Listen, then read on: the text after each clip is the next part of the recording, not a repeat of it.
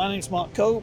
I work for Centaur Fuel Management. I'm a technical sales director. I've worked for the company for over 40 years now. Our experience with MCS over the years has been one of development as MCS's products have grown. Centaur have grown alongside them, always introducing the new products and getting the technical support from MCS that we've needed over the years. So it's been a good experience.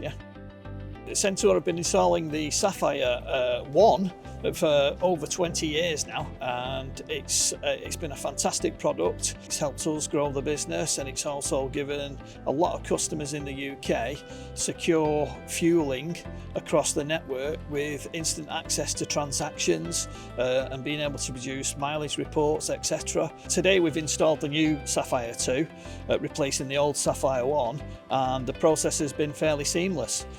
We've been able to remove the old Sapphire 1 and mount the new Sapphire 2 into the same location. That process has taken less than an hour to do. So going forward, it means that there will be less downtime for our customers when we introduce the new Sapphire 2 to them, and obviously it'll be fairly straightforward to upgrade the system.